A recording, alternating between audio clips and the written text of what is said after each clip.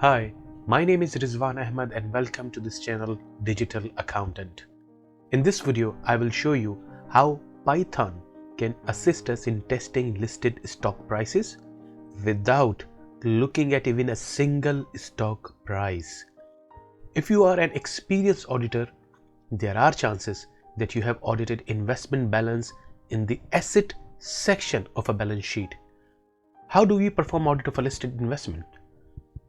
We ask detail from the client that makes investment balance. That comes as a list of the names of all the investments, number of shareholdings, price per share as at reporting date, and the value of investment. We select few samples for testing. We confirm number of shareholding or quantity of shares from custodian statement or any other similar document. And we check listed stock prices by going to our preferred stock listing reliable website. For example, in this case, I'm using Yahoo Finance. And then we search for the stock name, going to historical prices section, selecting dates, and once we find our desired reporting date price, we copy and paste it into our audit work paper so we can compare client price and our audited price. And we repeat this number of times. Now let's audit using Python. I have a list of 100 stocks that make investment balance. I'm not selecting samples. I will test all. This is my Python code. Let's run and see how quickly Python can do it for us.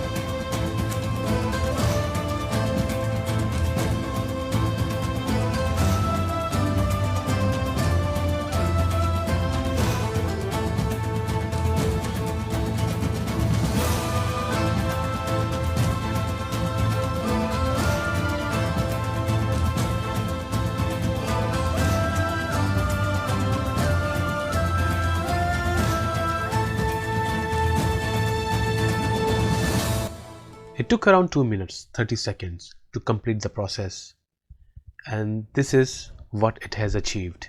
First, it added a column named audit prices here with the prices of all these stocks from my preferred website Yahoo Finance.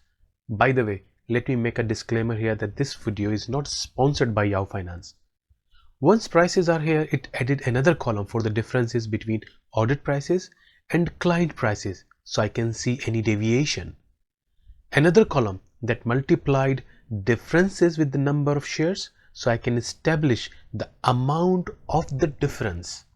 Ideally, I should be multiplying it with quantity that I checked with custodian confirmation.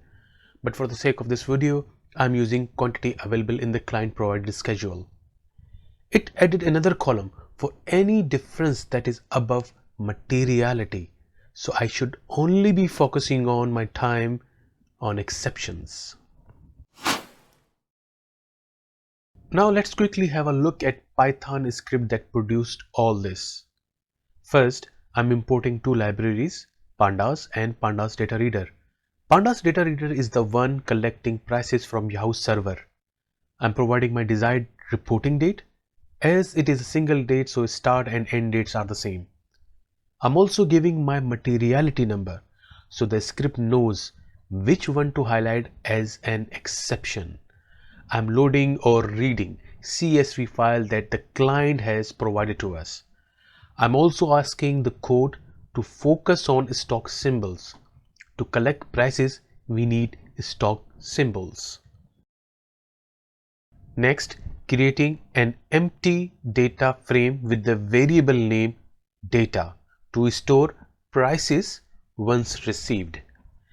This line is to collect data from Yahoo Finance and storing it in the variable data.